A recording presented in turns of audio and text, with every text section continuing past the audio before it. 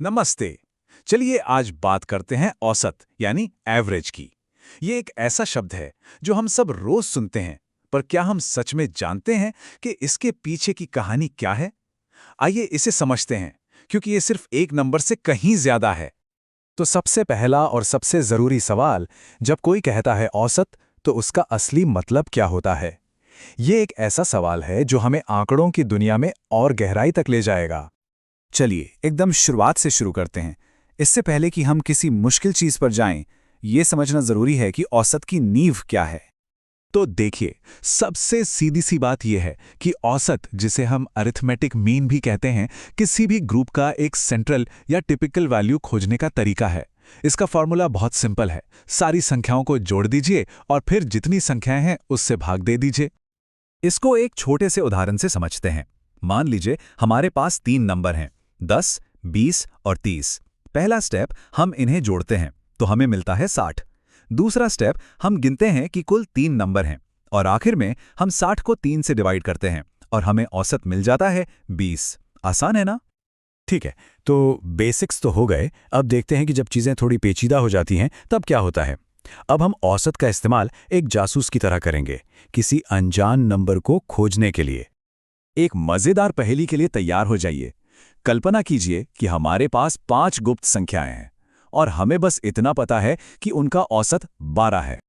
अच्छा, अगर 5 संख्याओं का औसत 12 है, तो इसका सीधा सा मतलब है कि उन सभी संख्याओं का कुल योग 60 होना चाहिए। ये कैसे पता चला? बस फॉर्मूले को उल्टा कर दिया। 5 गुणा 12 बराबर 60। पर कहानी में एक ट्विस्ट है। हमें उन 5 में से सिर्फ 4 संख्याओं के बारे में पता है, और जब हम उन्हें जोड़ते हैं तो हमें 50 मिलता है। तो सवाल यह है, वो 5वीं रहस्यमयी संख्या कौन सी है? जरा सोचिए। बिल्कुल सही, अगर कुल योग 60 होना चाहिए और 4 संख्याओं का योग 50 है, तो वो गायब हुई संख्या 10 ही होगी। ये दिखाता है कि औसत का कॉन्सेप्ट कितना पावरफुल है। अब बात करते हैं वेटेड एवरेज की। देखिए, असल दुनिया में हर संख्या की अहमियत बराबर नहीं होती। जरा स्कूल के ग्रेड्स के बारे में सोचिए। एक छोटे से क्विज के नंबर और फाइनल एग्जाम के नंबर बराबर तो नहीं हो सकते हैं ना। फाइनल एग्जाम का वजन ज्यादा होता है। वेटेड एवरेज हमें इसी वजन या महत्व को ध्यान में रखकर सही औसत निकालने में मदद करता है। अब हम उस हिस्से पर आते हैं जहां अक्सर लोग फंस जाते हैं। ये एक क्लासिक पहेली है जो औसत की हमारी समझ को सच में चुनौती देती है। सवाल यह है, अगर कोई एक जगह 30 की रफ्तार से जाता है और उसी रास्ते से 60 की रफ्तार से वापस आता है, तो क्या औसत रफ्तार 30 और 60 का सीधा साधा औसत यानी 45 होगी? पहली नजर में तो यही लगता है। नहीं, ये एक जाल है।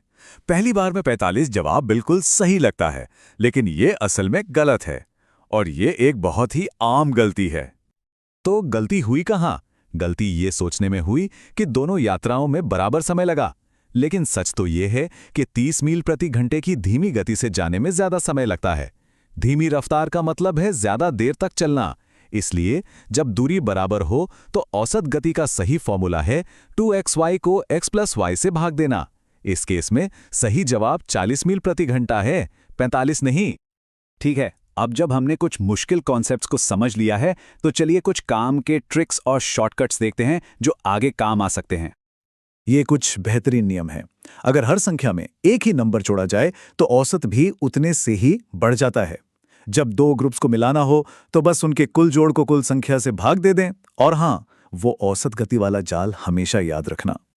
चलिए, अब तक हमने जो कुछ भी सीखा है उसे एक आखिरी चैलेंज के साथ टेस्ट करते हैं। यहाँ एक सवाल है, 20 संख्याओं का एक ग्रुप है जिसका औसत 15 है। अगर हम इस ग्रुप में एक और संख्या 25 जोड़ दें तो नया औसत क्या होगा? चलिए इसे स्टेप बाय स्टेप हल करते हैं, ठीक वैसे ही जैसे हमने वो मिसिंग नंबर वाली पहेली हल की थी। सबसे पहले हम पुराना कुल योग निकालते हैं। 20 को 15 से गुणा करने पर 300 आता है। फिर हम नया योग निकालते हैं। 300 में 25 जोड़ने पर 325। अब हमारे पास 21 संख्याएं हैं, तो हम 325 को 21 से भाग देते हैं और नया औसत है लगभग 15.48। देखिए, जब हमने औसत से बड़ी संख्या जोड़ी तो औसत भी थोड़ा बढ़ गया। ये बिल्कुल लॉजिकल है। तो आज हमने औसत की मूल बातों से लेकर उसकी पेचीदगियों तक का सफर तय किया। अब फॉर्मूले तो पता चल गए हैं, लेकिन एक सवाल के साथ इसे खत्म करते हैं। जब हम कोई डेटा देखते हैं तो कौन सा औसत हमें सबसे सच्ची और पूरी कहानी बताता है?